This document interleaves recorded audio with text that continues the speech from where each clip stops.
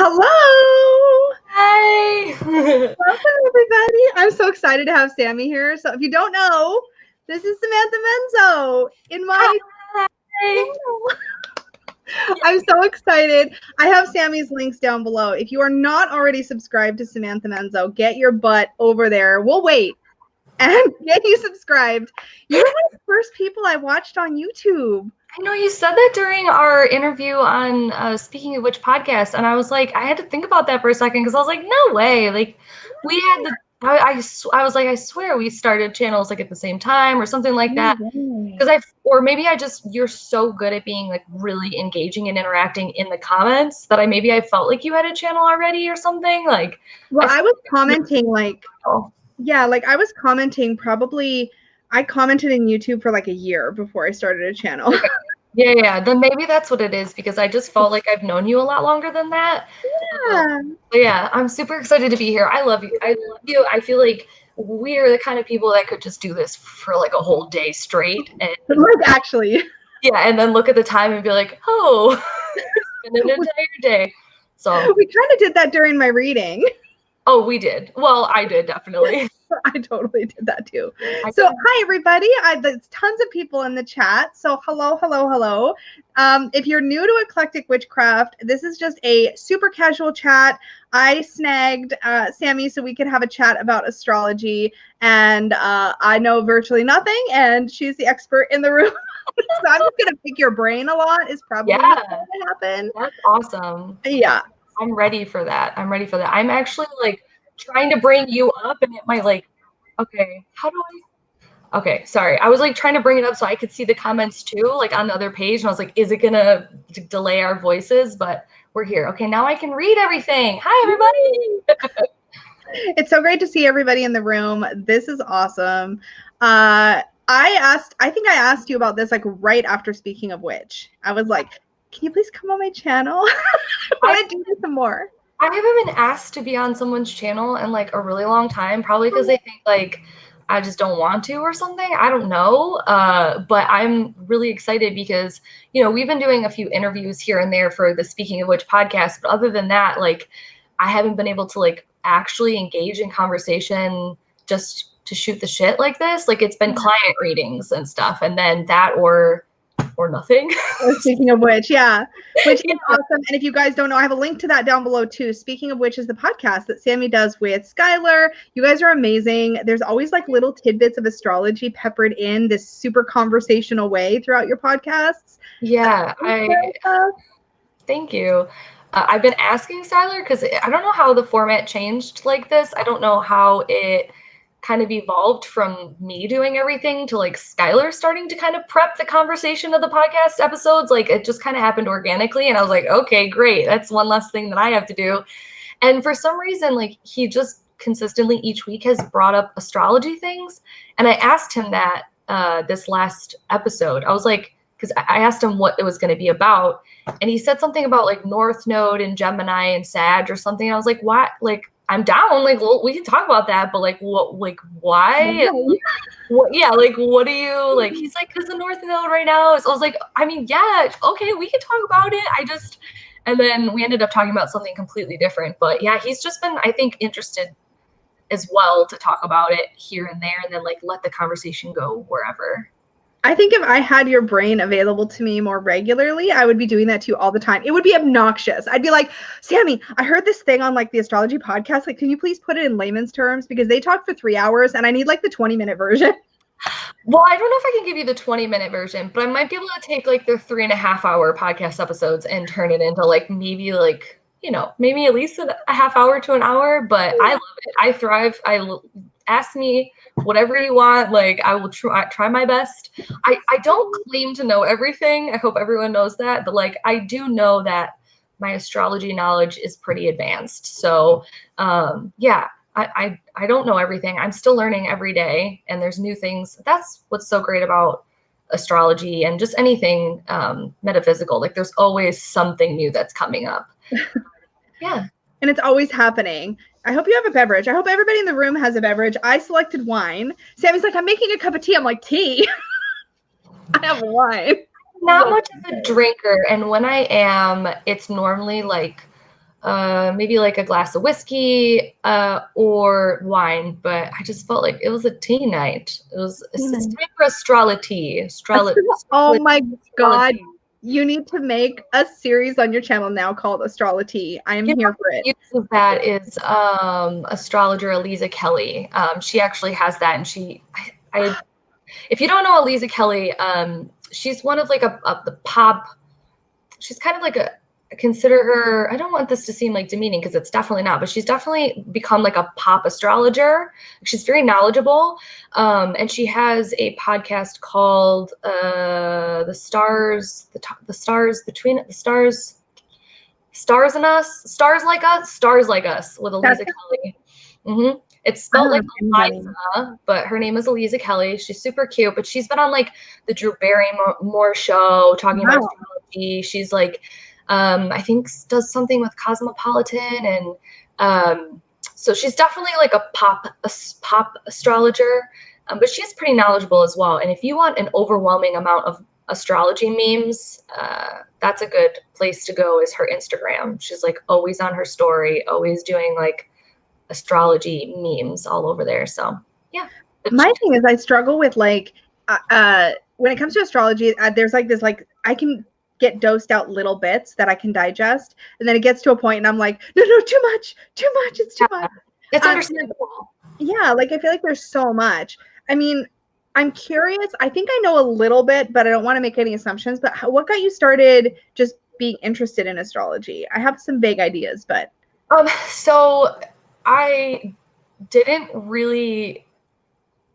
I grew up in a family of definitely, if not witches, then definitely metaphysical women. So none of them identified as witches, but my mother practiced palmistry and had an aromatherapy business growing up, like that she did out of her house, and she did holistic fairs and things like that. And then she played with tarot a little bit too, and tea leaf reading and all of that. But palmistry was kind of like what she did the most that I remember. But my grandmother, which if you are kind of familiar with my channel, people will at least know because I talk about my grandmother a lot. My grandmother was a professional astrologer and taught classes out of her home and did consultations with clients since like before the 70s, I think. So I kind of was just raised around the conversation of astrology.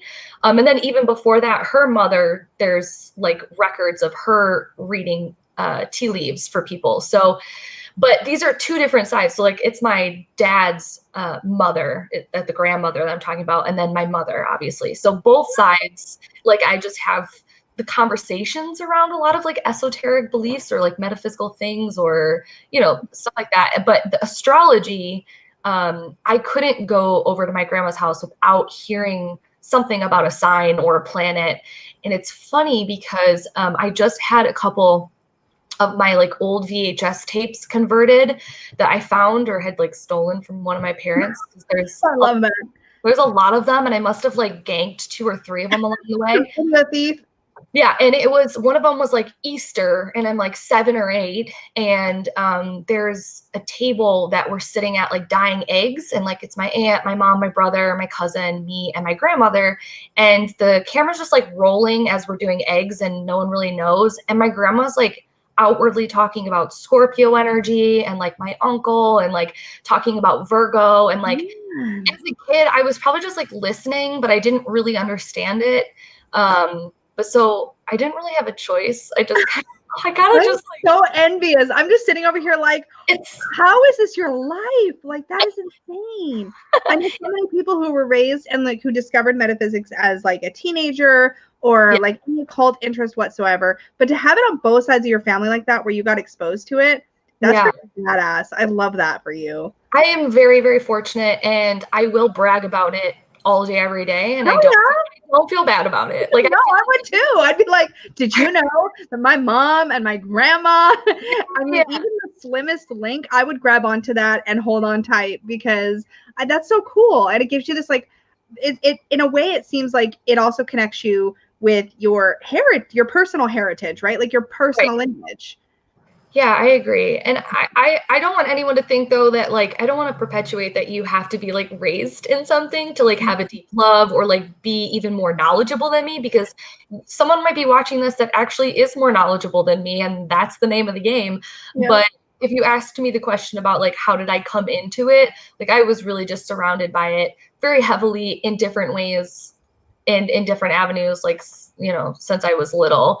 And I've known that, and I use the example a lot of like, you know, if I were sitting at dinner at my grandmother's house, she would be making a comment about how my brother's such a Virgo because none of his foods are touching and he didn't want sauces or spices on anything. Wait, that's me. I don't think I'm a Virgo though.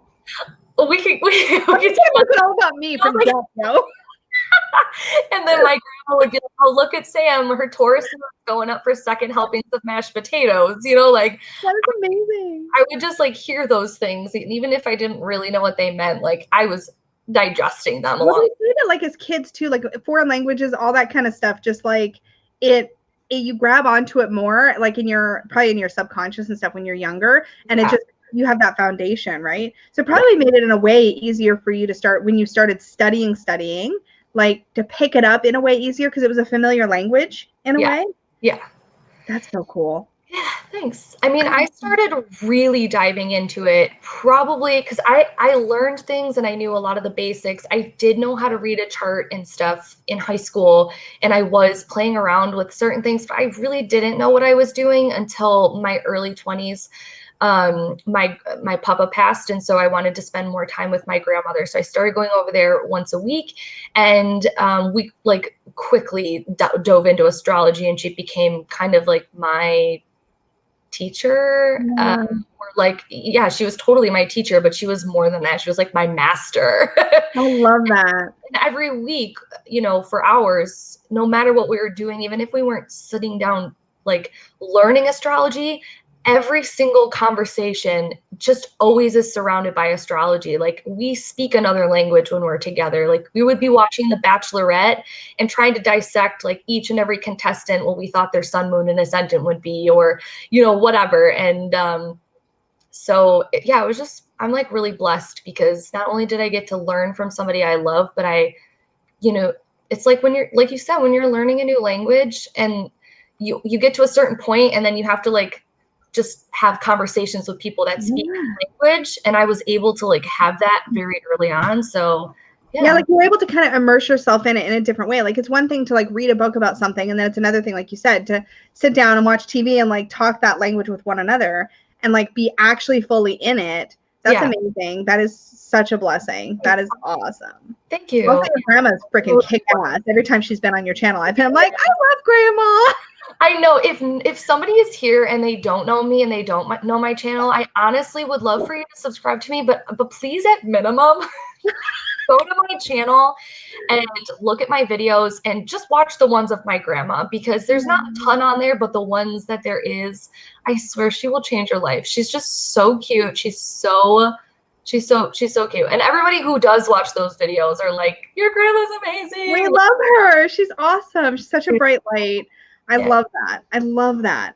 Thanks. So hi to everybody just joining. I just kind of sucked into like the conversation immediately, but hello. I saw some great comments come through. Yeah, Rebecca says that I possibly asked Sammy on during the podcast. I probably did. I probably was like, hey, come on. Oh, you probably did. And you're like, you can't say no or something. I was like, I wouldn't say no anyway. Probably. Nicole says Sam gives the best freaking readings. I agree. Sammy just did my natal chart. I know. I feel like when I look at the comments, my face is gonna go sideways. So I'm sorry, guys. This is me reading of who's here. So many people are in here. And I saw a hello from Jess. Hi, Jess. Nice to meet you too. Hi, everybody. Jen's in here. Immersion learning. That's a good one. Yeah. I don't know why I couldn't say that. It's a hard word. Graham's Mother Peace Tarot, your year ahead reading video. Yeah. Is that one we can? Oh, I bet we can find that one. Oh yeah. Yeah, you probably can. My grandmother, as well as doing astrology, taught me tarot. So it's the same thing. Like I grew up and I had like, you know, her with her mother piece tarot around. And so when we did or talked astrology, it was always woven in there with tarot. When she taught me how to do consultations with astrology, she taught me how to end the reading with tarot. I don't do that for my clients, but when I did start, I did that. Most of the time, I don't do the biggest reason why I don't do that is because my readings are supposed to be anywhere from like an hour to an hour and a half, and they almost always go to 2 hours. So by the time I'm done with the reading, if I were to think about starting to open up tarot, we'd be for like 6 hours. I mean, I'm here for it, but you'd have to charge a hell of a lot more than you do, because you are very reasonably priced for the amount of time and energy that goes into your readings. Thanks, Lisa. Thank you. Yeah, it was such a great experience. And it's funny because I told Sammy, like, I had been wanting an astrology reading for a better part of probably almost 2 years. And I was like, when, I don't know, but it was always going to be Sammy. I was just like waiting. I was like, okay, is the window open? Okay, it's open. Is it the right time? Ow, Lisa, my heart. But it was so good and so worth it, and I'm so glad. It was really interesting too, because I think every session, every client is totally different, and that's what I really love. Because, you know, even though I try to have I'm totally interrupt you. Hi, Donna. Hi, Donna. Okay, I was like, hi. It's so lovely to see you. Sorry, I just had to. Sorry. Oh, Dana's here and Julie. Hi, everybody. Yeah. Hi. Yeah, you can interrupt me at any. Please, you won't get a word in if you don't interrupt me. Same. This is going to be that conversation. Yeah. Yeah, but it's interesting because like every client, and this is the same way with tarot too, but definitely because my client consultations for astrology are face-to-face via Zoom and stuff. Everybody's different, every chart's different, every, you know, what people are expecting when they come to the table is always different. So even though I prep things for a good amount of time, and even though I try to have some sort of format or structure just in case I get a client that's like, I don't know, do you know, and I have some sort of like way that I can approach it, every reading is so different. And yours, we spent a lot of like me teaching you how to read your chart more than me like interpreting things for you, and that was kind of cool. I love that. We did interpret things and we did go into some things, but it was really a very educational reading, and I thought that was really cute and I enjoyed it a lot. And if you enjoyed that a lot, like I've been bugging you for like a while now, but you know I'm going to bring it up. I really want Sammy to do some kind of astrology course so bad. Just put it in there in your brain. I'm just gonna mention it every once in a while until the time is right, and you're like, okay, fine, finally. You're gonna beat me down like an Instagram ad. I love it. I will absolutely give in. Everyone's like, yes. Yep, it needs to happen. So, you know, I think a lot of people, if you do know me, it's that I took kind of a huge step back for most of the year on YouTube and not Instagram and in a way. I didn't really use Instagram a whole ton, but yeah, I just feel like there was so many huge shifts and things, and I really love tarot still. It's still a part of my business. It's still something I do every single day, but I just really was afraid to dive into astrology full force.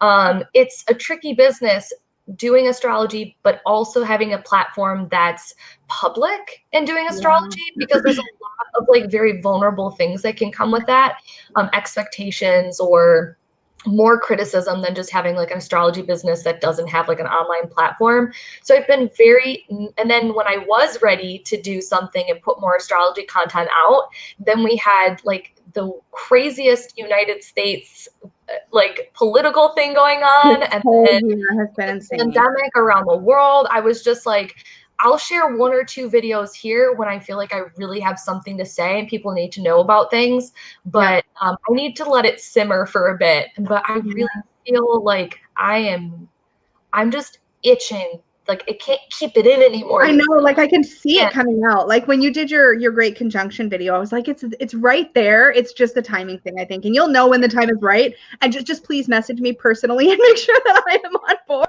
because I need to be there. But I'm really excited. And I was going to ask you, because you brought up the whole fact that like natal readings are different person to person. So I'm just going to like ask this because it was on my head to ask anyways. I didn't really know what a natal chart reading or whatever even really was. I was like, is this like a whole overview of like who I am as a person? Is this supposed to look at a specific point in time or a period of time? I went in totally blind. Like, okay, yeah, and that's why when I start my sessions with people, I always ask 2 questions. What are you looking to get out of this reading? What are you coming here hoping to find? Are you just trying to explore astrology more? Are you trying to learn more about yourself? Is a certain part of your life that you're hoping that I focus on? You know, do you want me to do more, not necessarily predictive things, but predictive things, looking more ahead at how you can, you know, move forward on certain things? Or whatever. You let me know what your expectations are so I can just have an idea of how to cater to you the best I can.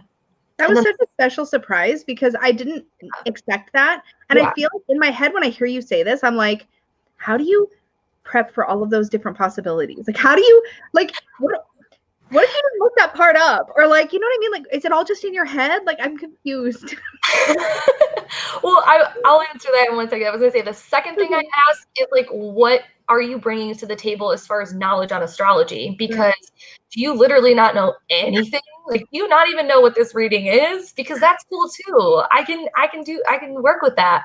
I just need to know if I start throwing things out like conjunction and squares and trines and sextiles, or like if I do like perfection years or whatever, like that you're gonna get totally lost. Like, it's more so about me changing my dialogue to help you the best.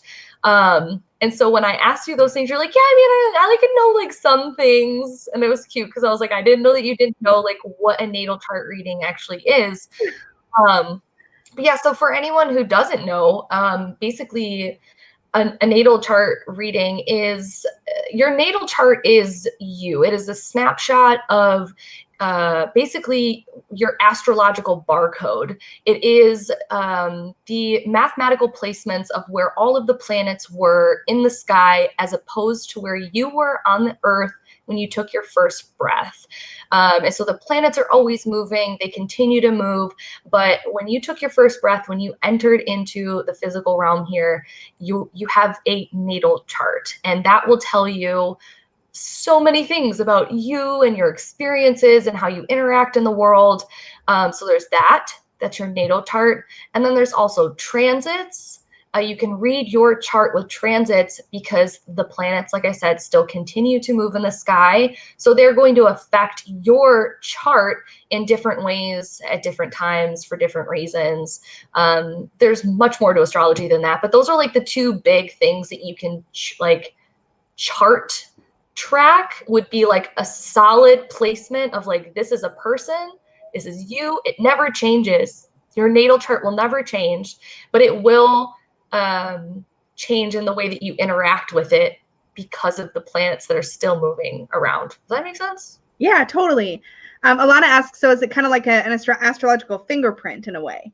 Absolutely. I love that analogy. That makes so much sense to me. Thanks that's a great question, or a great way to like put it. I say astrological barcode a lot, but mostly just because I have the tattoo on my arm, and that's like my like vomit answer for when someone asks me like, what's that on your arm? Because I don't know if you don't know me, like I have.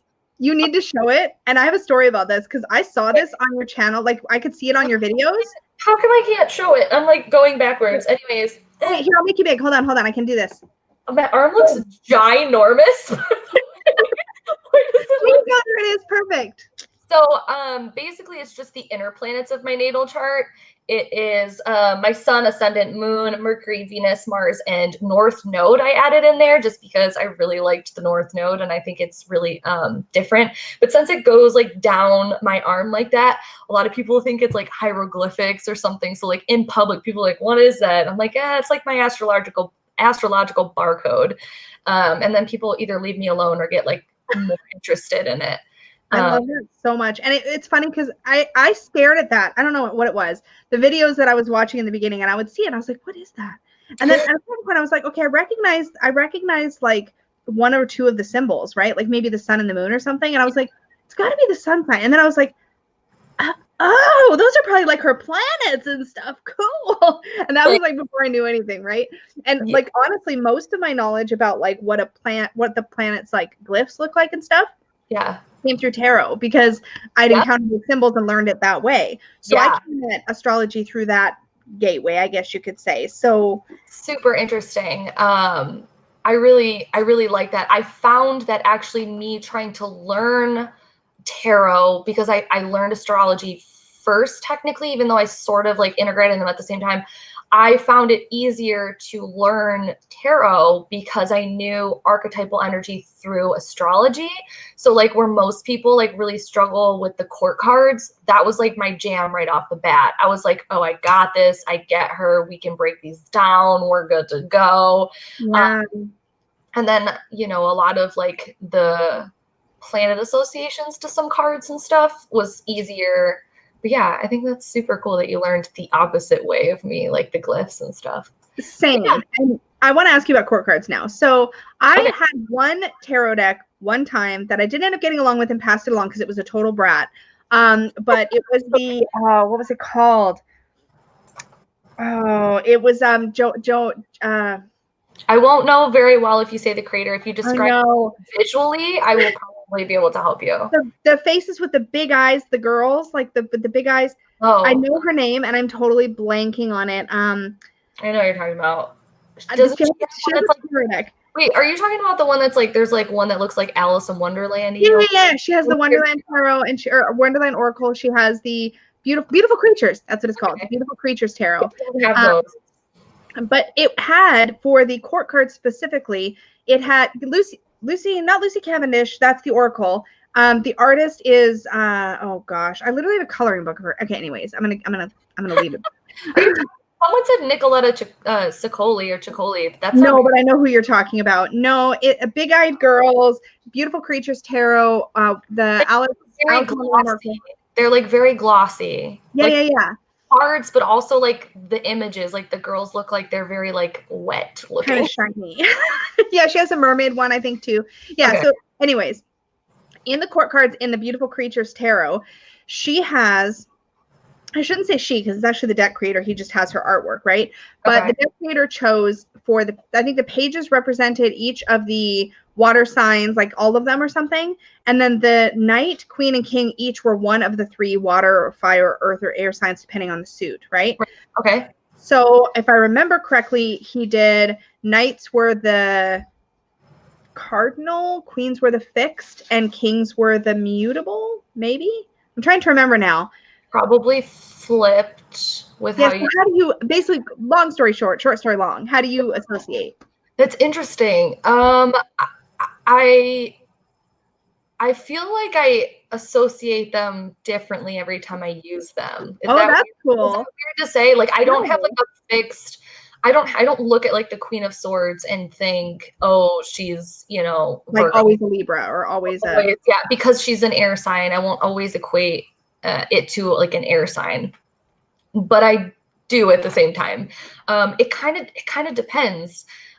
Because if I get a vibe from the Queen of Swords, I'm thinking Queen of Swords because she's my favorite, and also I'm in a Queen of Swords month for my monthly card, so I'm like very heavily Queen of Swordsy right now. But like I might pull her in a spread, and she feels very argumentative and stubborn and grounded more than maybe another time I pull her, and I'm associating her with like airy fairy, like even though she's very blunt and good at communicating, maybe she's a little bit more scatterbrained or something. Like I might pick up on different energies depending on like I feel like I was able to understand just the idea of archetypal energy in the tarot because I was like so focused on just astrology archetypes or energies. Like the verbiage to describe a court card, I feel like when you first start tarot, when you pull those cards in readings, can be like a little overwhelming because you're like, I don't really like this. I don't know what to do. I don't know what to say about this. Yeah, but, totally. Yeah, I don't know. I feel like maybe that, it's more intuitive.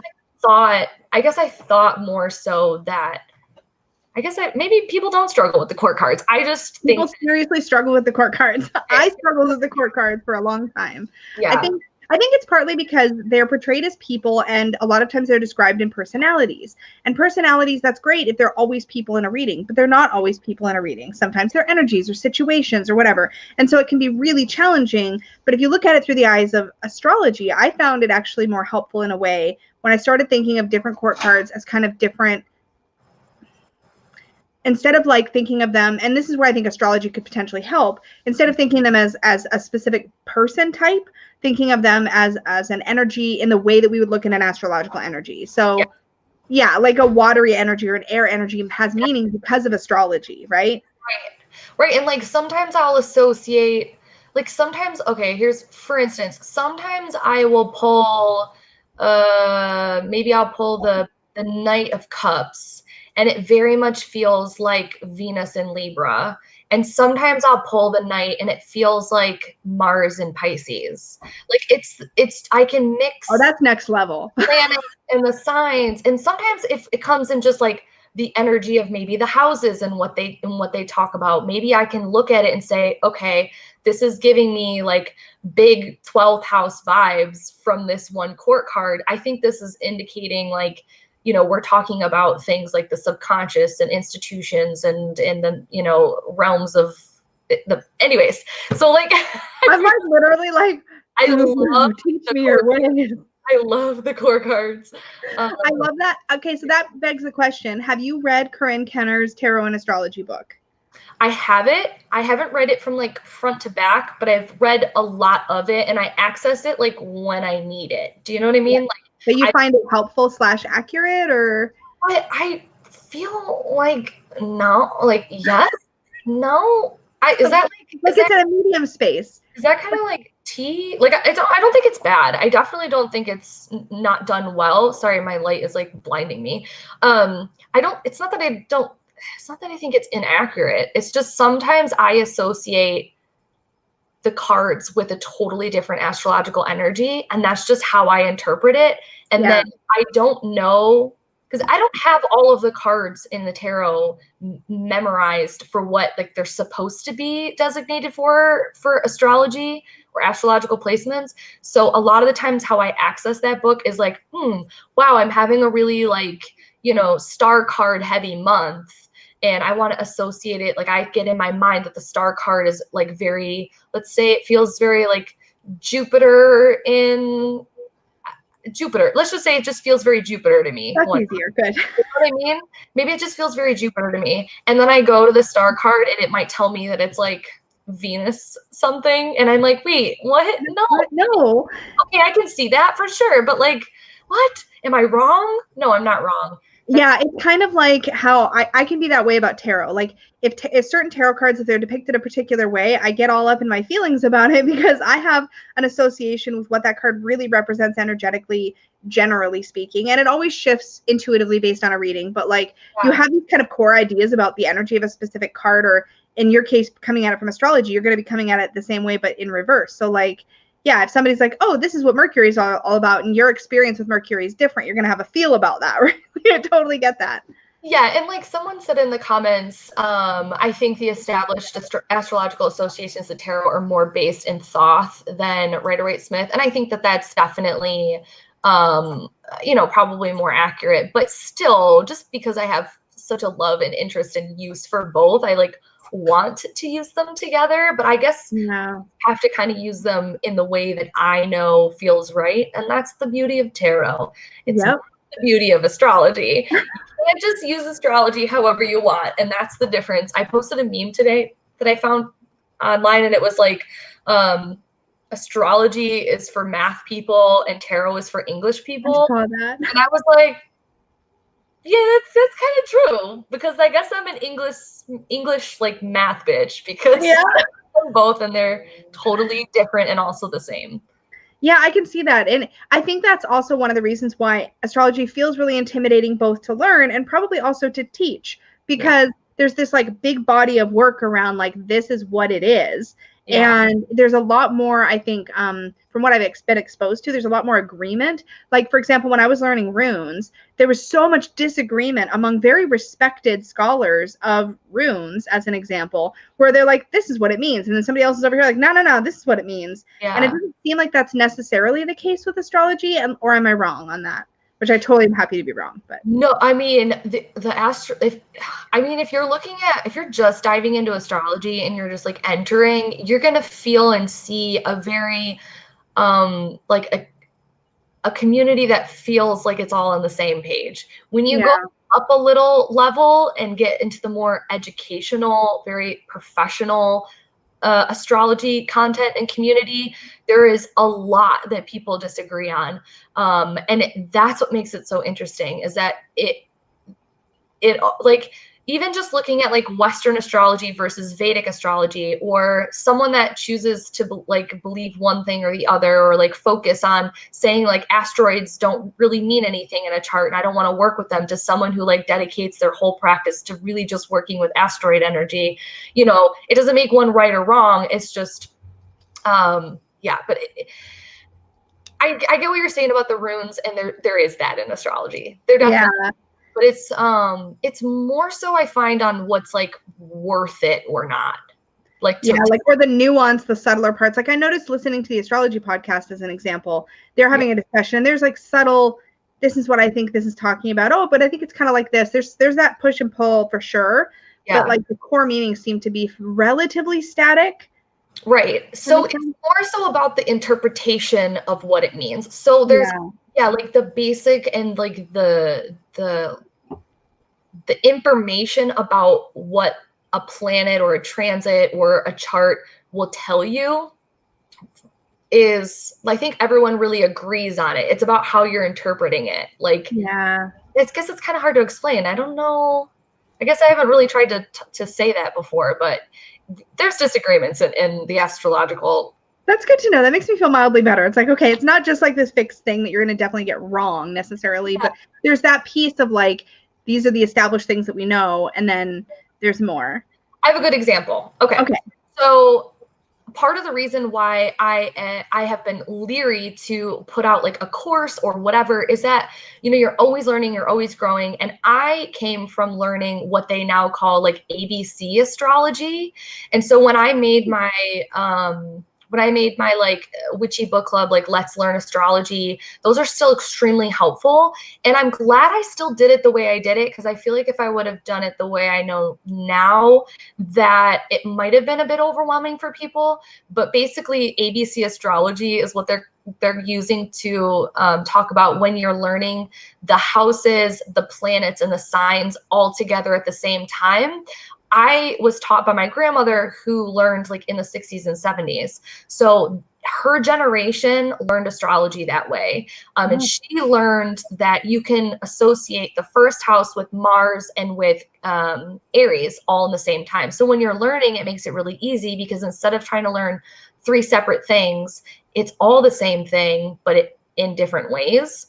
And now I know that is not necessarily the way. I'm more educated, and it's not that it's a wrong way to learn. It definitely will work, and it doesn't mean that if you learned that way, or if I taught you that way, that it's incorrect information. Learning it a different way now would be more helpful. Like, I'm really trying to unlearn a lot of things that I was taught, and even that I have taught people, because I'm always learning, I'm always growing. So that's one of the reasons, like, people now would kind of argue that if you learned astrology that way, or if you teach astrology that way, that like maybe you're wrong, or that you don't know as much or whatever. I mean, not many people are actually going to say that or go about it that way. But there's like a perception or a stereotype around it. Exactly. Yeah. So, but I still am glad that those, like, it's not like I'm going to take them down, because everything I'm saying is still really helpful and valid in there. But I definitely would approach it completely different if I did it again. You were to do a fresh take on it. I did that like a year or 2 years ago. So it's like, anyways, yeah. That's awesome. Hello, Veronica. Hi. Okay, so Alana had a question. I'm gonna pop it up here in just a second. Okay. Oh, here we go. Is there a relation of the combination of one's chart to the organic pull or attraction to another person? And there's an example. My North Node is in Cancer, and a friend of mine that I've been feeling a strong soul twin flame type connection with is Cancer Sun. We both share the same ascendant in Libra. Okay, so that's a really good question. I love that you know where your North Node is. That like geeks me out. There's a lot to be said about working well with somebody or being attracted to somebody or having a full, like a pull to somebody. I definitely think that when you're looking at the North Node, your North Node is really where you're going to be learning this lifetime, where your soul is trying to kind of elevate itself to get to. Your South Node is where you've already worked enough in that other lifetimes, or where you know, you're kind of like autopilot, like default is going to be. So you're trying to go to the opposition of that, Cancer. So for you to be drawn to somebody with a Cancer sun, it's really, it's almost like it does feel a little karmic that you're being drawn to someone that could help you understand one of the things that your soul is wanting to be more like or to incorporate more into. But really on like a basic level, if you want to talk about how you're attracted to somebody who has the same ascendant or rising sign as you, your rising sign is really what you're putting out, what you're how you start things, the things that you attract into you. And the descendant, which would be the opposition of, what did you say, the Libra? So you would do the opposition sign of that. And those things are going to tell you what kind of people that you will bring into your life, or that you're going to like surround yourself with. For example, I'm a Virgo ascendant. My brother's a Virgo, and my two best friends are Virgos. And my descendant is the opposite, which is Pisces. And my partner, George, has a Pisces ascendant. So just like on a very basic level, not talking about like twin soul flames or anything, you can take your ascendant and really learn a lot about the kind of energy that you exude and that you kind of pull into you. But the North Node thing's really interesting, and I would definitely look, I would say that it feels karmic as you wrote that, for sure. Frantically trying to figure out. I'm like looking at the chart. I'm like, what's the opposite? That's too much. That's too much. I'm like, oh. I want to dumb things down. I don't ever want to sound condescending. I never want to like bring something down, but I also am very aware of like maybe the terminology I'm using so that it's like still understandable for people who might not know. Rebecca. But she said North Node, so I'm like, she at least knows something. Yeah, that was awesome. I love that. And as soon as you said descendant, I'm like, wait, what's descendant? And then I was like, wait, it's the opposite of the ascendant. Yeah. And that came out in context with what you said. So my descendant would be Aries because my rising is Libra. Is that how that works? Let me just make sure. Yes. So I'm going off a hand-drawn chart and it was messy. Oh, so I have your chart pulled up just in case. Oh, look at that. Like I feel like I don't want to be like fumbling looking for your chart, but yeah, on your descendant is Aries, and your ascendant is Libra. So that's awesome. And somebody asked too. Rebecca said, "Can you give a quick little thoughts on a North Node?" Oh, is that the question you already answered? The North Node on top of someone's descendant? No, that's not the same question. Can you give quick little thoughts on a North Node practically on top of somebody's descendant? Ooh, it's me. So giving quick little thoughts to anything, Rebecca, you know better. You know, I've done your chart before. You know that my sessions are 2 hours. But I would think, I would offer up back to anyone who is listening to that to kind of look in. Rebecca, fine, you caught me. Anytime you see where the North Node is, it's just as important, in my opinion, as an astrologer, to take a look at the South Node as well. Because if your North Node is on the descendant, that means that your South Node is on the ascendant. And I definitely feel like how we come into this lifetime with the astrological energies that we have are tools for us to be able to achieve the things that we want to achieve and to experience the experiences that we want to experience and evolve in the way that we want to. And for your south node to be conjuncting, which just means on top of your ascendant, the things that you experienced or that somebody would go through in past lifetimes is still something that you have carried into this lifetime as something valuable, as something that you still want to present yourself as, but your soul is asking for you to really branch out and take a look at the other side of it and have balance. And balance would be a really good keyword with that. So yeah, I mean, I'm kind of like pushing it back on you only because instead of taking a look at where the north node is on your descendant, it's more curious to me when I hear that to answer it. Well, that means your south node is on your ascendant, and that brings up a lot of good topics to discover. That's super cool. I love your brain. Lisa, I love your face. We're just going to compliment each other all the time. This is great. Okay, so I have a question, and then I also have a question from somebody else. Let me take this one off so I don't get distracted. Okay, so... my lighting is so horrible. I apologize to everyone who's seeing me, and I'm just like totally washed out and Casper the Ghost, but it's really dark in my house. It's Florida. I know. It's late here. It's late. Okay. Okay, so question for you. Do you use astrology in your daily life? And don't worry, but I will get to your question also. Okay, yeah, every day, all day. Like all I do is talk or think or listen to or learn about astrology. But as far as using it, like using it. Okay, so it's more like a language. It's more like a language. So astrology to me doesn't feel like something tangible that I use.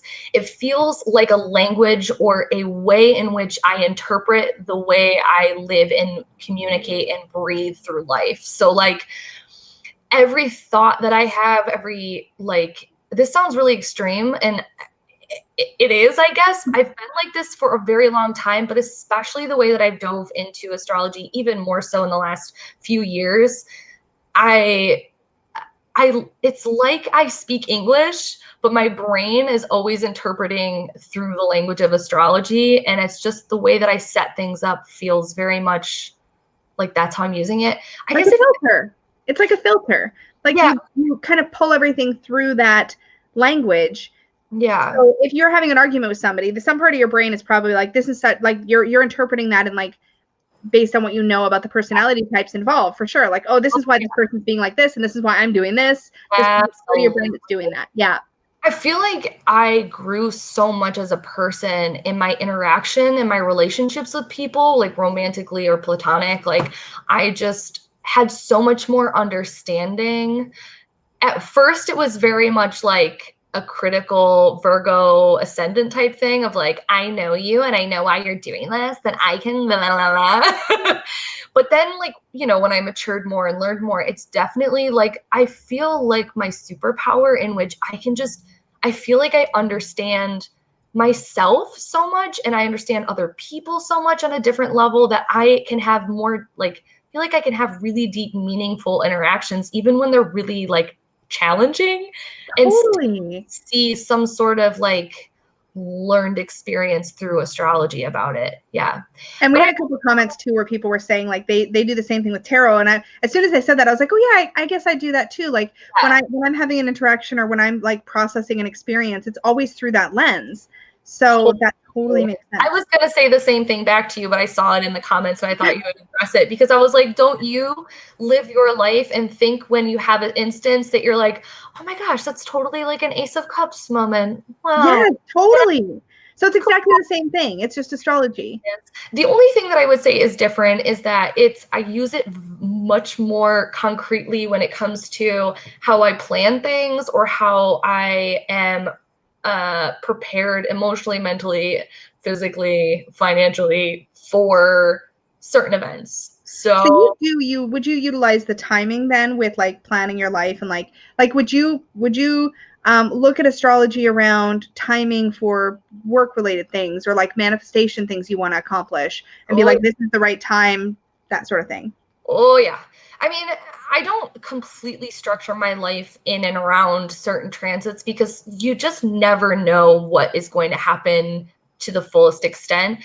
Every time I feel like I've gotten predictive transit astrology down, I am looking at one particular part of the chart and I don't see the other, or I think that I know what it means and then I forget that it also means this other thing. And so it's more so just like the more I learn and I grow through it, the easier it's going to be. I feel like this year has been a huge milestone for the way in which I interact with predictive astrology, or even like using transits as a way to kind of like plan my life or interact with my life, because there's been such big, huge things that have happened globally and even just here in the US, like I said, politically or just economically, that has given me so much more information on what certain transits could bring.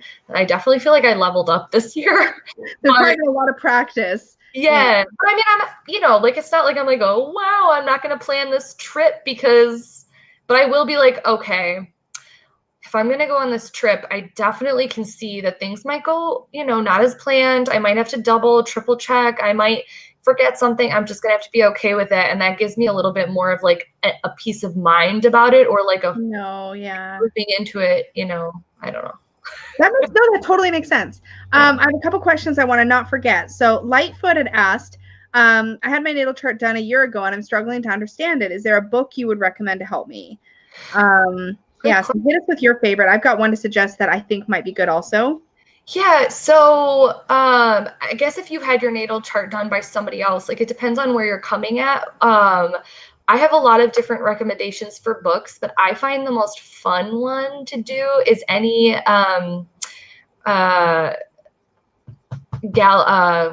oh my God, what's her name? Rachel Gallagher. There's The Light Side of Tarot, The Right Side of the Tarot for the Brain. Oh my God, I just blanked on the author's name. I will pull it up right now, but she has two different books that my grandma, I just feel like she's fun. She's a Sag. So the way that she writes about astrology is very fun and approachable. She has all the facts in there, and it's very like beginner kind of cookbook astrology. Love that. But she still does go into a lot of things like the mythology on some of the she goes into like Chiron's mythology and things. So I think it's Rachel Gallagher. Oh my God. Astrology.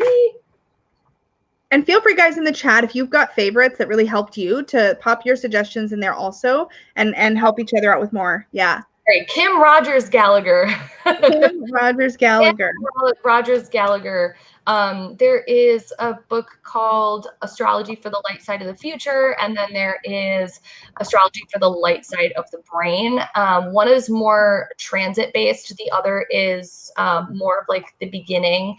And there's a lot of great beginner books. And so this isn't like I'm like, if you're just beginning, like this is the one to get. I just find I like recommending this one because it feels not like a textbook. It feels like you can read it and that you're learning things, but it feels, if you guys know and you're into tarot, it feels very like Melissa Sanova.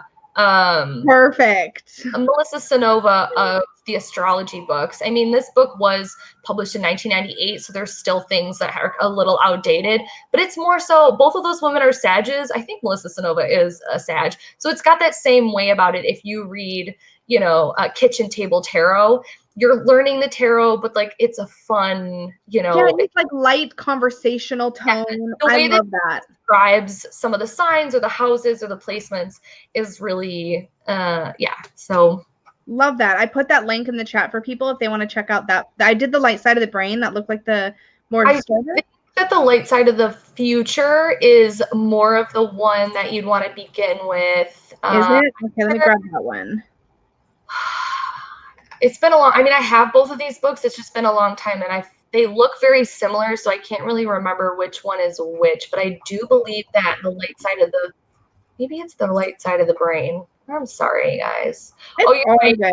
But if you look at that author, you'll be able to like look at the different ones and read the synopsis. Yes. So the Light Side of the Brain came out in 2013. So there you go. So yeah. Perfect. And I picked this up on Dustin's recommendation. I haven't read it. It's on my to be read list this year, but it's called The Stars Within You, A Modern Guide to Astrology. Have you seen that one at all? I'm so bad with titles. I'm literally looking it up because I'll see it visually better. Yeah. Oh, okay. No, I've not seen this. I've not read it. So I have this one to check out. I don't know. And then depending on that, I'll probably pick up that other one, The Light Side, because it depends on how much I'm able to digest. I'll know whether it was too above my head or not, or too cerebral. My thing is, like, if it gets too mathy, which I understand astrology is very like linear in that way, it loses a little. It doesn't have to be. And she does go over, you know, especially in one of the books, which I think it'll be The Light Side of the Brain. I think that is much more like aspect heavy, which is they'll bring up more of like the degrees and things like that. Ooh, but that's maybe too much. If anyone's like, I really want to learn, I don't want to read a textbook, and I just want to read something kind of like fun, and I want to know that I'm learning, but I would say that's why I recommend that one all the time, is because it feels like you're just shooting the shit with somebody and they're still providing you with pretty good information. Love that. We also had a question from Moira. She asked, how would you use astrology for setting intentions? That's such a good question. Gosh. I guess it depends on what kind of intention I'm trying to set. But yeah, that's such a big, beautiful question, because I also do, you know, magic as well. Like, in a sense, like my craft is a part of it. So a lot of the times I will look for certain placements or certain cycles that I'm in my like menstrual cycle to see like where I'm at energetically and how I can use the planets to my best intention, like my best time to do things. But setting intentions, I was thinking about that too, because I'm like, you know, I use some astrological timing in a very basic level in my magic. Like, I look at what moon cycle I'm in. Exactly. I'll look at what part of my, like you said, my menstrual cycle I'm in. I'll look at like what's happening. Does it feel like a burgeoning kind of energy? And I'll look at that. Right. So I feel like when it comes to practical application of magic, I look at astrology. But when it comes to setting intention, other than like maybe using the new moon, which feels like a very intention setting space, Yeah, I don't know how I would blend those two. I guess I can't really answer that question like in like a general answer. It would be more like giving you an example. Like, if I see that, let's say I have, let's go with something that everyone knows, right? If I can see that Mercury is about to go retrograde, right, as it does 3 times a year, 3 to 4 sometimes if it's in a weird spot, but if it's going to go retrograde, and I will know that, I will give myself the grace to know that I am not as productive during those times outwardly. And so I will set intentions during those retrogrades for Mercury to do a lot of like inward work. I will do a lot more journaling. I will do a lot more. I might be a little bit more hesitant to open up too many readings for clients because there's going to be things that might, you know, slip through the cracks, or I might get whatever. I mean, I'm not totally. Yeah, I totally know what you mean. That's going in a little bit less into the intention is more of just like planning my life. But like, if my intention, like for the year, if my intention is, okay, how about my word of the year for 2020, which is just really, really funny. At the beginning of the year, I set a word of the year, as I did the previous year before that in 2019 as well. And this year, I wanted to set an intention because my word of the year for 2019 was intention. And so I was like, what can I bring to the next year? Like, my intention is to have a word and to dive into that word. And because I was going through my Saturn return, and because I saw the great conjunction between Pluto and Jupiter as well, conjuncting my Saturn during my Saturn return, I set the intention to have my word be opportunity, because I just knew that something really big was going to happen. And I wanted to see everything as an opportunity no matter what happened. And in that, opportunities open themselves up and also close themselves off to me. But because I used those transits as a way to kind of dive into like an intention, and using the word of the year, it helped me. I guess that would be. I love that. I also love the word of the year practice. I do that too. Have you picked one? What was your word of the year? I feel like I know this. So last year it was flow. Okay. And this year it's refine, but I don't know that I've talked about it yet. So I did my journaling videos that are coming out this month, but I don't know that I said a lot beforehand because it just kind of like, I feel like last year when I set my word of the year, it was this very like in-depth, detailed process of like diving in deeper and deeper. And this year it was like, oh, this is it. It was so bizarrely different. It was just instant. That's the one. And there was no doubt. And I was like, oh, okay, that was easy. It felt almost unnaturally easy this year to find the word. But did I say it? Yeah, we're refine. That's a good word. I really like that. And I like that for you a lot. Thank you. And that actually came to me actually shortly after our session, partly because of some of the stuff we were talking about Chiron and Taurus. Our transiting, Chiron transiting. Wait, my Chiron was transiting my Chiron, right? I don't have your transit quiz. Pull it back up. I know. I can pull it up, but your Chiron. That's what it was. Your Chiron is in Taurus. And I also didn't want to give any placements out because if you didn't want to share your chart for some reason, like I wasn't just going to be like blurting out your placements. But, I love that. Thank you. Yeah, you do have a Chiron in Taurus, and so I think we were probably talking about something concerning Chiron in Taurus. And it was like shortly after that, around just like I was thinking about some of the, you know how. I say you know how, but you haven't had a reading from yourself, so I don't know. But after the reading, there's like this piece where I'm like, do you know what I mean? Lisa, that was so cute. But like, I had this moment where like, there's the things that were said, and I haven't even been able to really sit down and rewatch it. So I'm still percolating from the first, like from the live experience. Yeah. And like, there was a thing that came up about Taurus, and like, my brain just would not stop thinking about it for like weeks afterwards. I was just like, I kept percolating back to that same little bit. And it just kind of kept layering. And by the time I was done, I was like, first I went through this whole extreme reaction where I was like, I need to get rid of everything. So talked myself down off the ledge and then came to a much more natural place. And it's like, it's not so much about getting rid of everything in my life. It's like, I just feel the need to be more, and refine just popped in. And I was like, that's the word. Like, that's the one. Yeah, definitely. And I think that's why readings, sometimes we can have a 2-hour session and you might just take one thing away, and that's what really, really changes it. And I'm fine with that. I really am, because if anything hits, if anything connects, if anything makes you think further past my session, I've done my job. I am not expecting people to get an 1.5 to 2 hour session with me and remember and take in and be completely transformed by every single thing I say to them. I'm for them to, you know, Danny, hi. Oh my gosh, I have your deck. I'm going to unbox it. Everything's happening. I'm sorry. I love you so much. I'm sorry. I just saw Danny. Oh my God, you're adorable. I had some concerning things come up this month. Please don't hate me. I love you. Oh my God, I just died out loud in my head. I don't know what just happened. That was so funny.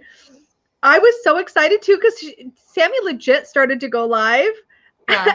I messaged her and I was like, what happened? I was getting ready to sit down and watch it. No, and I have it. I'm ready still, but like then we had to leave, and I had my friend that passed, and we went back to Michigan for 2 weeks, and yada yada. I love you. I'm so excited. I'm gonna unbox Danny's deck on my channel. I tried to, and then I had to stop. But anyways, that's the whole thing. It's still happening. That cracks me the heck up. Also, hi Danny. Danny's in the room, everybody. You didn't know Danny's here. Oh my God. Okay, wait. Before I lose track of it, because she's asked twice, poor thing, and I keep not putting it up. So Dana said, do you believe that a chart can show psychic abilities? So she'd meant to ask you about this and just hadn't yet. What do you think? I'm going to actually send Sammy a message about this today, and I got distracted by kids. Dana and I chat like here and there, like quite frequently. So hey, Dana. Yeah, I do see a lot in charts psychic abilities. I would say there's more of like I will, when I'm in a client session, and I have just even this past month been in a session with someone and said, like, I can see that you do this. Like, it's very clear to me in your chart that this is something that even whether you want to use it or not, it's here. Like, it's there. And, you know, I had a conversation with this client, and it was very much like, oh yeah, no, yep, this is something that is a part of what I do. And I try not to like disclose any information, but yes, there is conversations that I have quite frequently where I can see charts, and it's something that comes to the forefront and that needs to be talked about. But that doesn't mean that I truly believe that every single person has abilities that would be classified as psychic in some way. And so actually part of my job in interpreting somebody's chart for me is to find what kind of psychic abilities they do have and to interpret it for them and to show them how they can use it in their life. So it might not be like the stereotypical thing that you would call psychic ability in the sense of like, you know, you can see the future or you can talk to spirit or whatever it is. But I believe that every single thing in a natal chart is a clue to how somebody's superpowers can be used for good or for evil. And my job as a client is to show them both of those sides and explain that to them and then move them out of the reading, encouraging them to do the good. You know what I mean? You did a great job of that in my reading. I feel like you definitely pointed out like those things and we're like, these are the things that are like, you know, naturally are where you're kind of gravitating towards. And then you also like, you really validated a lot of my experiences too, which was also a really cool part of, I think, having your chart read is having somebody say like, I can tell that you've had these kinds of experiences or these kinds of things have shaped you or are shaping you. And have that validated, it's very like you walk away feeling like you've been seen in a way, which I think is really cool and hard to describe. But I think it's really cool. I'm just gonna gush now because I had such a great experience. But I'm extremely narcissistic in the sense where please just go ahead. Lay it on me. Like, that's fine. I love it. Matthew said, I'm really happy that you enjoyed your reading in that way. Like you just basically validated that I did the job that I wanted to do. So yay, thank you. I love this. We get to just validate each other forever. It'll be like an endless cycle. And the endless cycle of compliments and like, no, you. I love it so much. No, you. So Matthew says, can you ask what the craziest or coolest thing Samantha has seen in a chart? I mean, obviously carefully, because I don't want to reveal anything, but I love questions like that. Let me think for 1 second here, because that's not only do I have to think about what it is, I have to think about how to keep it classy here, classy and classified. I'm always a big fan. I'm always a big fan of when I do my readings. It's the same as when I do my tarot readings. I'm not here for fluff and stuff. I'm here for like the deep shadow work. And I think if anyone's gotten a tarot reading from me before, they know that like I'm actively searching for the things that need to be said and not just that are like, oh, like I could tell you about this. So I find that whenever a client is willing to go deep with me and open up about the dark shit, that's where like the real magic happens. And so a lot of the times when I talk about things like Chiron aspects or placements, that's always like a really big opener, whether it's we're talking about that or whether it like opens the conversation to look at the rest of the chart. What's the craziest or coolest thing? I mean, I always just love, honestly, Matthew, the textbook astrology shit that happens when in a reading. Like I had a client once, and I'm not sure if they're in the chat or not, so I won't say anything, but there was like huge Scorpio placements in the chart, like Scorpio ascendant, as well as like a ton of planets all on the ascendant in Scorpio. And I was just like, man, you don't look like a Scorpio ascendant, but I swear you have like a skull tattoo or something, because all of that you can't. And the client was like, oh no, I do. And like, and I was like, I love that. And it's so funny because my friend who I just adored that just passed away, I never had his solid chart. And when I went home to stay with his wife for 2 weeks over the holidays, I was able to get his chart, and I looked it up, and he also had a Scorpio ascendant, and he had just got done getting a full sleeve because he was he loved skiing. He was like extremely talented skier. And he had 2 massive skulls on his arm, that, you know, and this is just very like mundane, fun, you know, cool fun things. But I always like when I can look at those things and be like, this would be an example of this would be like somebody that had a skull tattoo, you know, or somebody that has like black hair and only wears black clothing. Like these are very like mundane, very like stereotypical things. But I find it's funny if I don't know someone and I'm in a reading with them and I bring up an example and they're like, oh, no, yeah, no, I do that. Like, I just think that that's really fun. I love that stuff. I love that stuff in tarot too. When you're like, when you have something very specific, like if you've ever given a reading and you find yourself wanting to say something and you're second guessing because you're like, that's so specific, I really shouldn't say that. And then you say it and then you hear back from the client and they're like, actually, that was like exactly it. And you're like, okay, cool. I'm glad I didn't shut myself up, because when I was new to reading, I constantly dampened that voice down because I was like, that's too bizarre. I shouldn't say that out loud. And I give my best readings when I don't get in my own way that way. When I'm just like, okay, you know what? Whatever's there, I'm just going to put it out there and not worry if I feel dumb or silly later, because it almost always inevitably leads somewhere cool. Yeah, I love that. And I love that you say that, because I think that's something that a lot of people struggle with.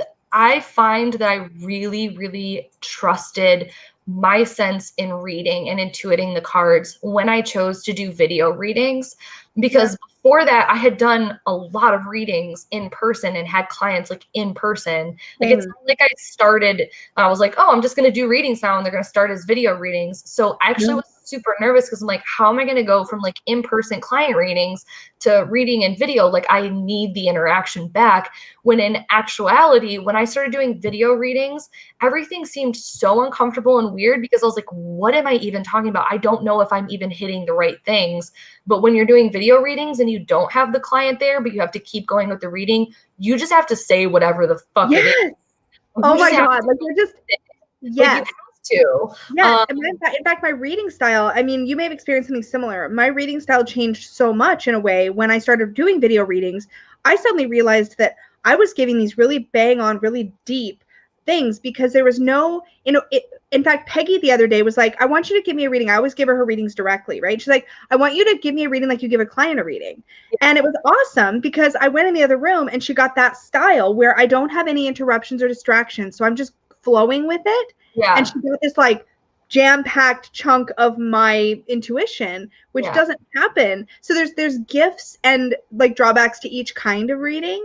But that totally, that's exactly what that's like. I just got very excited, but yeah, I know. And it's like, you know, there's always this, like, when you start a reading and the client's not there, it's like, am I a fraud? Like, am I crazy? Like, am I just doing, like, am I literally just talking out my ass? Like, what is this? When you don't have the client there to, like, you know, give you that, like, initial, like, oh my gosh, yes, we're on the right page, or no, we're not on the right page. Can you give me a different, like, you don't know. And so it definitely is harder, like, I think mentally, unless the client emails you back and is like, so for anyone out there who doesn't read tarot or who does read tarot, if you give readings professionally or you don't, if you've gotten a reading from somebody and you have the ability to email them back and at least just tell them that you really enjoyed the reading and it connected with you, that makes such a huge difference. Like, you don't need to, like, break down, if you don't want to, what every single card, you know, means to you and how it validated. Although a lot of readers do appreciate that, like myself, like I really, really love when people spend the time to do that.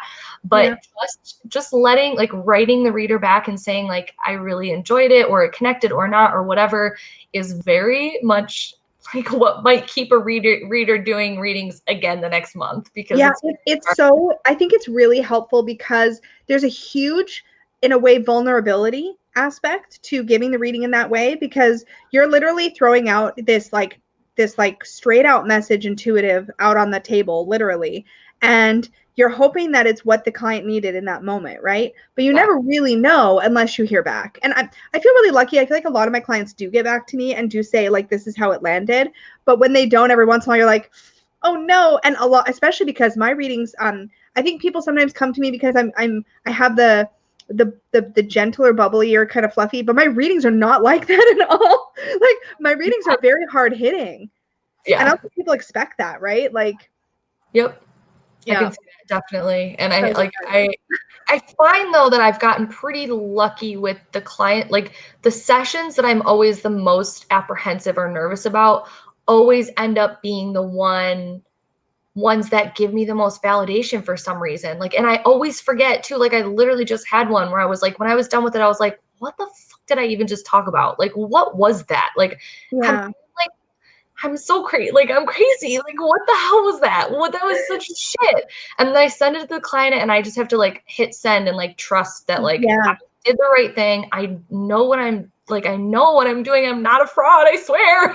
Yeah. And then I like send it and then I got like the most beautiful, like detailed message back of how like certain aspects were so spot on, like how it was the most incredible and I was just like, okay, thank you. I really needed that. Like, because it is scary, especially when you know you've gone out into left field. Like you'll pull if you read this, it sounds like we read very similarly, and it's like if you pull a card and you're like it's like the Six of Cups. It doesn't mean I'm reading about what the traditional Six of Cups meaning is. So sometimes I'll get something that feels like it's very left field. And I'll throw it out there and it's like, oh, let's hope I didn't just screw that up. Yeah. So it's always great to hear.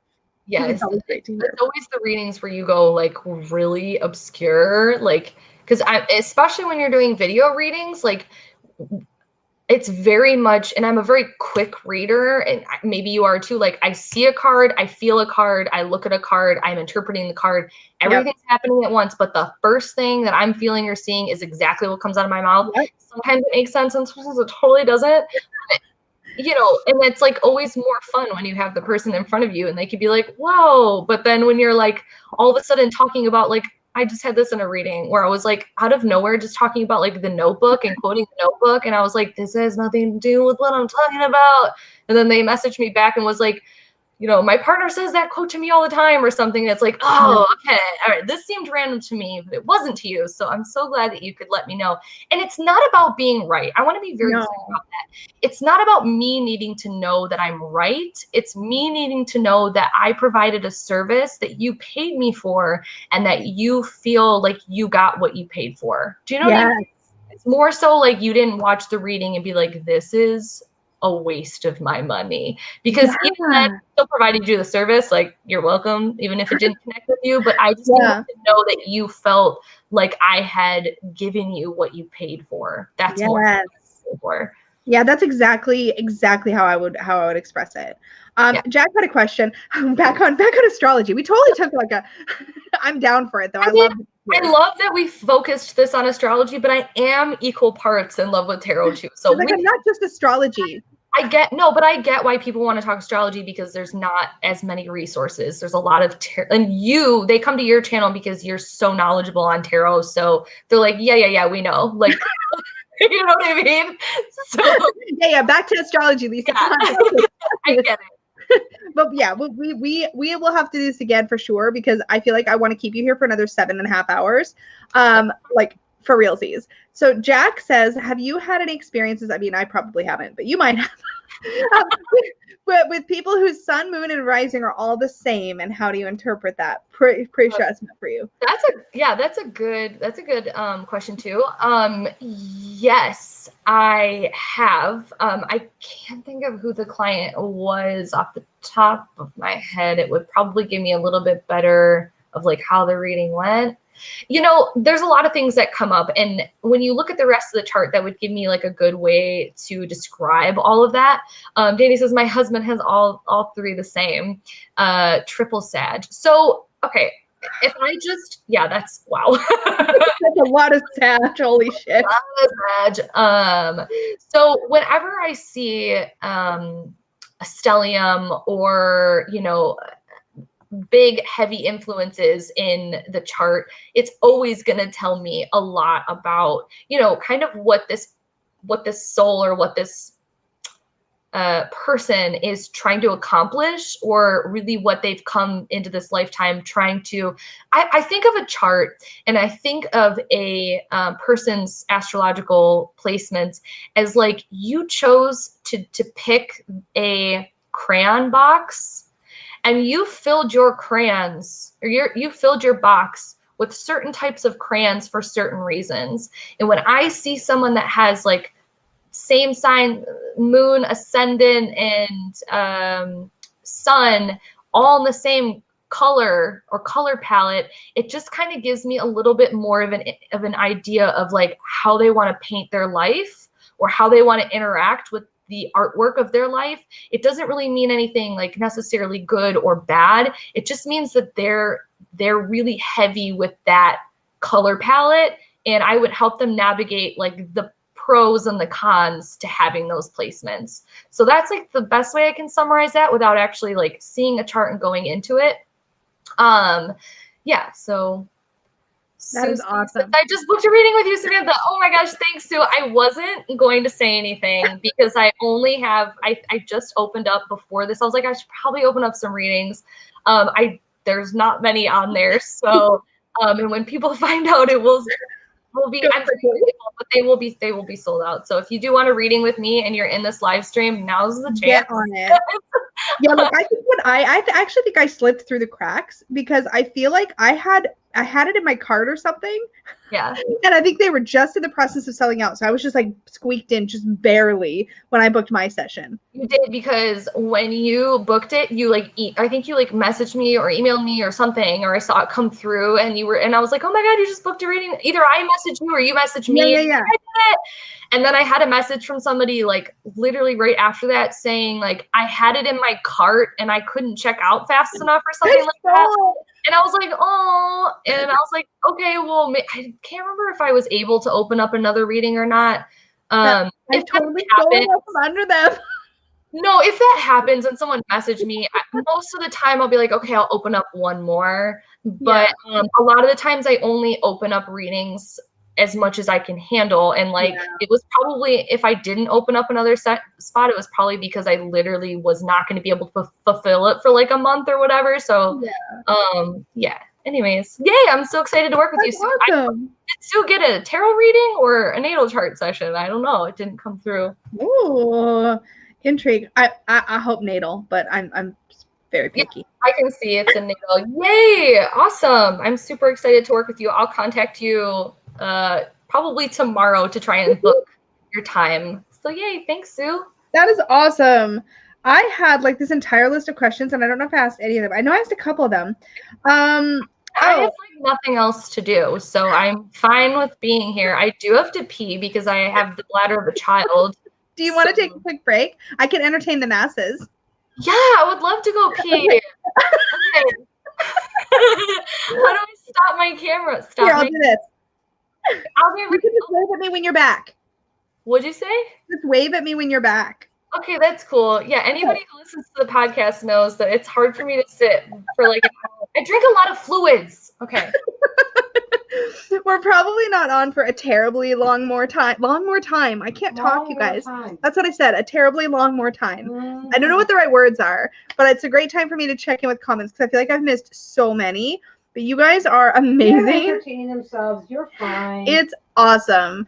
I was so excited to get Sammy on here though, legit, because I just wanted to pick her brain like crazy. So if y'all have questions you've been saving up, this is probably a really good time to pop them in the chat so we can make sure to get them in before we wrap up. Poor thing just sitting there. Peggy doesn't have a bladder either. I totally get it. We go on a road trip. She's like, is there a rest stop soon? I'm like, we just did that. Exactly. I, however, have like an iron bladder. I know this is probably too much information, but I don't have to pee for like a really long time. I'm good for long road trips. This is awesome. And thank you guys so much for joining us. It's a lot of fun and I'm loving the interaction. Matthew mentioned maybe doing guests in the future and I totally want to do that. Oh, look, she's back. You were quick. You did good. My hands and everything. You did a short talk on bladders. I did. This was my TED talk on bladder size. Oh my God. That's so funny. Yeah, I urinate frequently and healthily, and I just drink a lot of fluids. So it makes it hard to do live streams too, because my live streams are like a minimum of 2 hours, and I'm always just like, all right, here's the time where it's dead air, and you guys just get to talk amongst yourself because I have to pee. I love your live streams. I love when you were doing the paint along thing. Thanks. That moth was like, oh my God, it's everything. Oh, thanks. Yeah, that's still not done. Get on it. Excuse me. Oh, Skylar's back Also, home. quite a bunch of people said hi, Peggy. Hi, everybody. She's peanut gathering as per usual. And also Skylar's in the background as well. He just got home. So everyone shout hi, Skylar, because I saw comments that's like, Hi, Skylar. all the freaking attention. Is it Oh, a video he chat? is. Yeah, we're on live stream with Lisa. Hi, Lisa. Hi. You look like incredible. Thank Steve, this isn't about you. Oh. He goes, oh.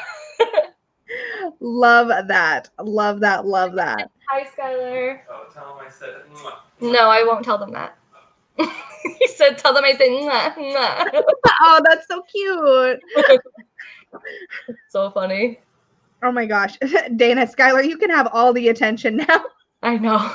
So if anyone doesn't know me or know my channel, I have a podcast as well with Skylar called Speaking of Which. That's what we keep talking about. So that's why I'm sure like a And lot there's of a link in the description box. thanks, Lisa. You're welcome. Yeah. So what's going on now? I feel like the chat is going very fast. It has been going fast. Kim says, can you give an explanation of what's a yod? Having a yod in your chart? What's a yod? A yod is, I feel like it's a good question. I'll just explain I won't explain what it means to have it in your chart. I'll just explain like what it is, I guess. A yod is a type of aspect that could be in your chart. So when just because I don't want to I feel like I'll go off on a really long tangent about that. So there's certain things, different aspects in your chart that will tell you kind of how the planets are interacting with each other. So a good way that I like to describe it in readings, and I think I did this for your reading too, is like sometimes I'll describe different aspects or different placements like a yod or a T-square or things like that, or a kite or whatever, would be like how you have a kindergarten class and how each planet in the sign represents a different type of kid in the class and how they might get along or not get along, or how they work together, or maybe if they band a trio of friends and they might bully the other one, or like that's a good way to describe it. And so a yod is just one of those aspect placements in which you would kind of describe ways that the planets are aligned in your chart and how they interact with each other. So is that kind of like, because Peggy has, what's that thing called? A stellium in her chart? So is that another? Stellium is also what? Yeah, because I was like, okay, now we're getting into yes. So yes and no. So stellium is like a triple. It was like a 3-planet conjunction. Right. So a stellium would be similar to the question I got before, where it was like, what if your sun, moon, and ascendant were all in the same sign? That in the placement of your chart would mean that they're all like, if they're in the same sign, they're probably most likely in a stellium, not always, I guess. But a stellium, and different astrologers have different degrees in which this makes sense for them. But a stellium is more so 3 or more planets that are in the same sign, in the same sort of degree orb as each other. So like normally it's less than 10 degrees. So if you have Venus and Mercury and your sun all within the same 10 degrees in the same sign, you would consider that a stellium. Yeah, that's what Peggy has. It's like 2, like she's got 3 planets. I can't remember which ones, but it was like 2 degrees, 2 degrees, like 3 degrees. They were really close, and they were all like in that same sign. And I was just like, "What's that? It looks so cool." Yeah, it's quite frequent in charts to have a stellium. It's quite frequent to have like a yod placement as well, or it's kind of like just adding layers to the way that your crayon box is organized. How about that? If we're going to stick, I love analogies. I love visual analogies. Me too. I use a lot of like the pizza slice. That pizza slice thing helped so much when you were trying to explain my reading to me. I was like, or my chart to me, I was like, oh, and then I used the same analogy when I was trying to explain what I took away from it to Peggy. I was like, yeah, so it's like garlic crust and like pizza and like pepperoni and pineapple, and they're all together. Yes, I just love that so much. I'm so glad that connected with you. I actually, in the beginning of quarantine, Chris Ashburn, who also is a YouTuber, did kind of like a little, it wasn't like a private, like you could join if you wanted, but I found it through Facebook, and she was like, hey, I'm going to do like a little live stream on Zoom. It's not even a live stream. I'm going to have a Zoom for anyone that just like wants to talk and hang out if you're feeling alone. And I was like, I do feel alone. I just moved across country and I don't know anything. And so I like joined that, and there was only like maybe 8 of us or 10 of us. I think they're allowed in at once.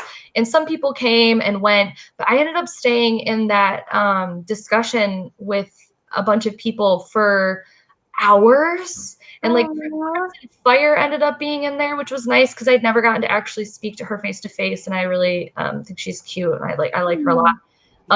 But we ended up doing kind of like this, where everyone started asking me about astrology, and I was like explaining things like the pizza analogy of your chart, like each house is a different slice, each, you know, planet is a different topping, and yada yada. It's a good way to get people, because who doesn't love pizza? Like, it's a good thing to talk about.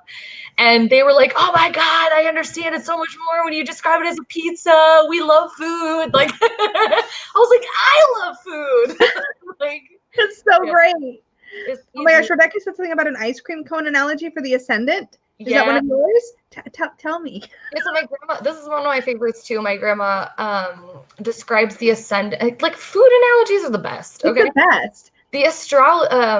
The ascendant is really easy, I think, for people to visualize when you think about like the importance of the ascendant. Sometimes I feel like has more weight than the sun or the moon, but as an astrologer, I'm like not supposed to say that.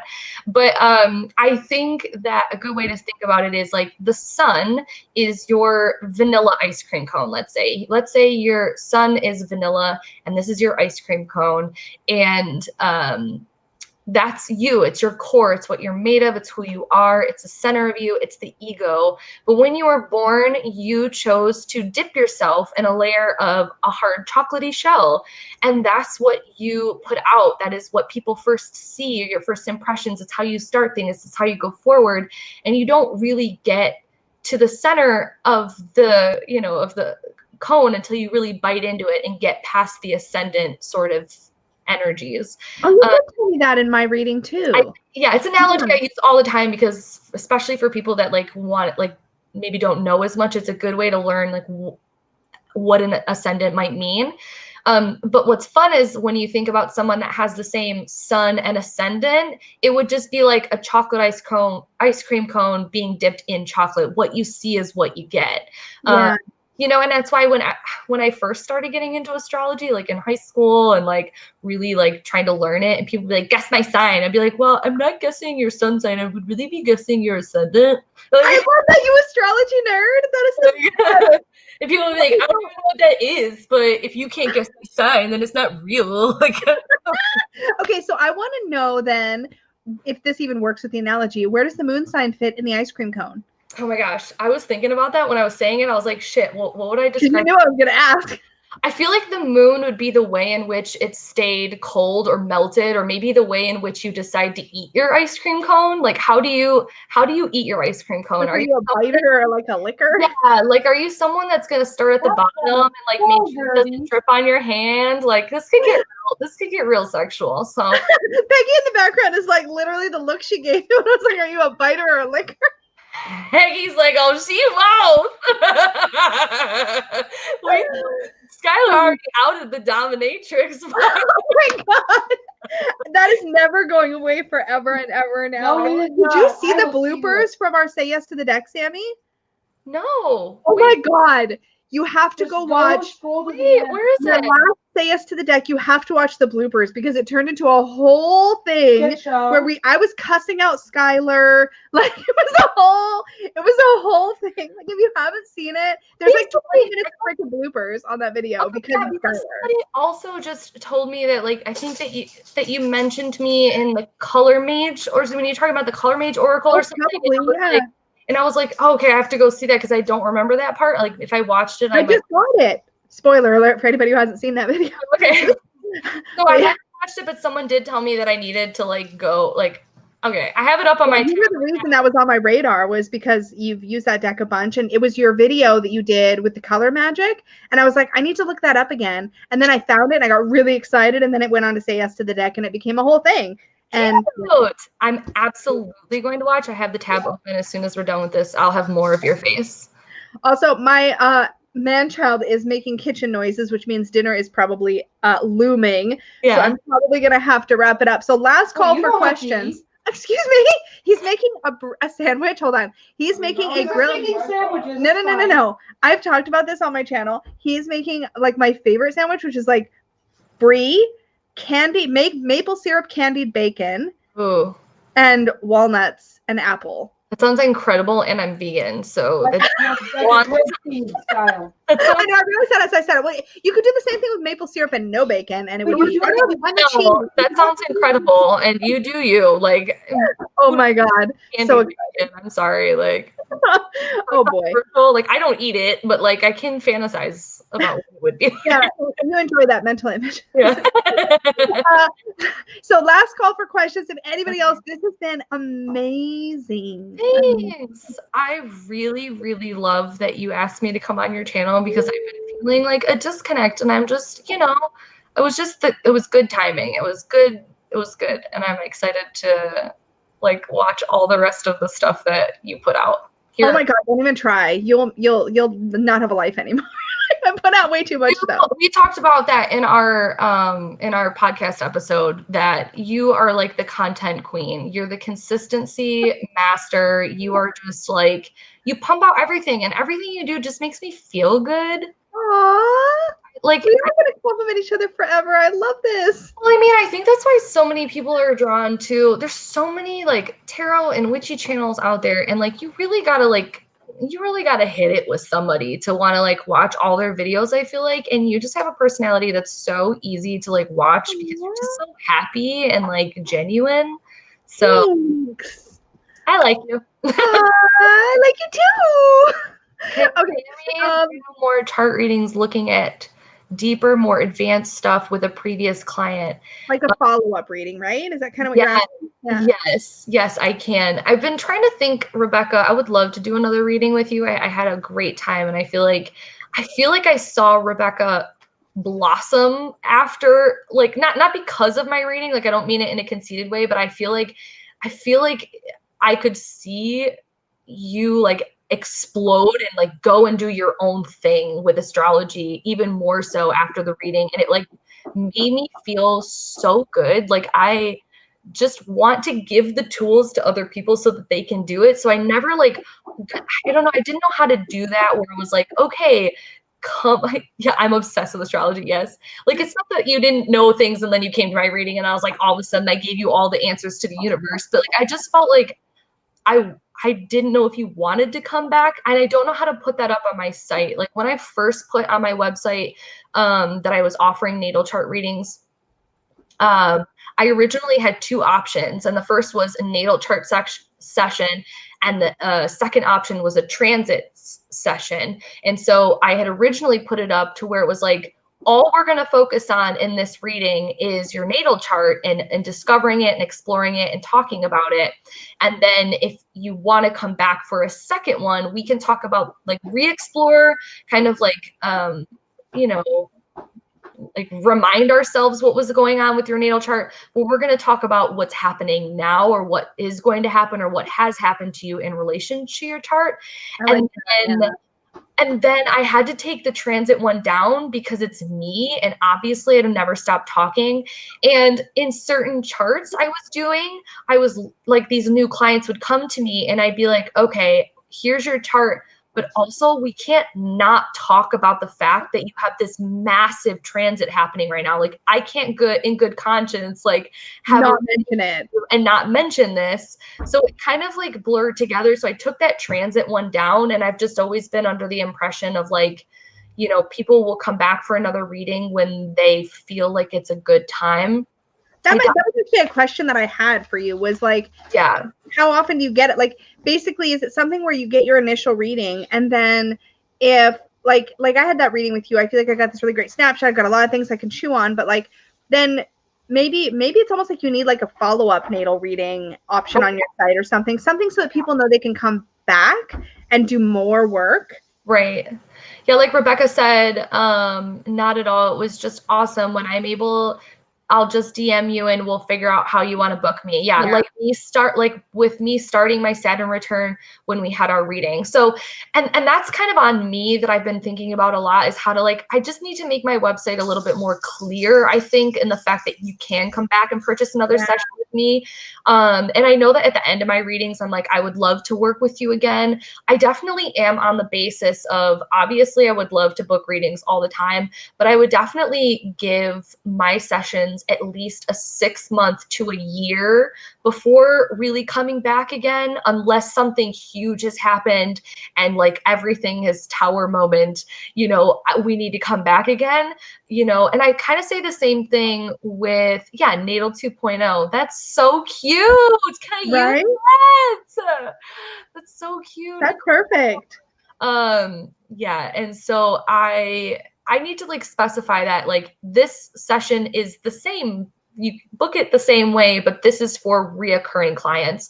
My problem with that is that I do so many like tarot and astrology is like when I'm done with a reading, I really, really try my best to like check out and release it. I do that too. And I've said that in people who come back for more tarot and they're like, I've gotten a reading from you. Like, here's another one. I'm like, okay, just know I don't remember anything. Like, actually, I found out that that's incredibly common for readers in general. In fact, there's like a saying that's been bounced around that I've been exposed to called reading amnesia. I didn't know how to explain it. I thought I taught myself this when I was new to tarot, where I was like, ethically, I just didn't want to hold on to other people's stuff. So I just like put it out of my head as soon as I've done the reading. Yeah, I feel like it's more so for the tarot than the astrology. But like what I was always like leery about is that if you booked a session with me, I don't see how it ever would be another same exact reading. Like there's no way that I would be able to do that. But I guess I was a little leery with the way that I put it on my website. So if anyone has gotten a reading from me before and it's been 6 months to a year as far as natal chart sessions go, and you want another one, you want more information, you want to dive deeper, you want to, you know, look at transits or something, definitely message me and we'll figure it out. But yeah, I think I need to be more clear on my website about it, Rebecca, because reoccurring clients is definitely a thing that's like encouraged. I want to have clients where it's not just a one and done thing. Yeah. With me almost as like I'm your astrologer. Like I want to be your astrologer. I don't want to just give you an astrology reading and then let you go on your way. I want to help you throughout your life to understand yourself and what's happening, like almost like a counselor. I'm not a therapist. I want to be your astrologer. I want to have, you know, I want to help you through things kind of thing. Yeah. I love that. Yeah, I think if you put something on your website just saying like, you know, repeat sessions are encouraged. Once you've had time to digest this session, you know, definitely get in touch with me to book a follow-up whenever you want. I don't know. Yeah, I think that's cool. That's awesome. Yeah. All right, I definitely have to wrap this up because I'm smelling grilled cheese and I'm actively salivating.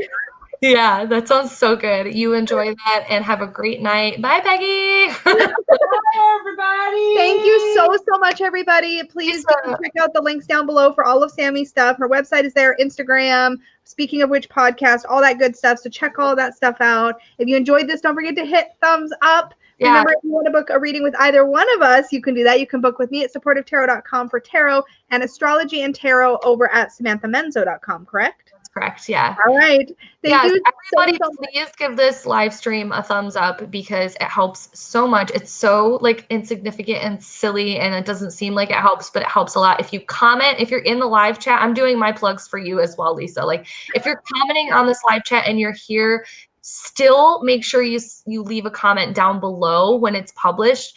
It's so easy to do, and it helps to circulate the algorithm for her to just make more friends. It's true. It's Yeah. true. Thank you so much. Thank you. Thanks for letting me talk over everything. Absolutely. Same. Gemini mood. Bye, everybody.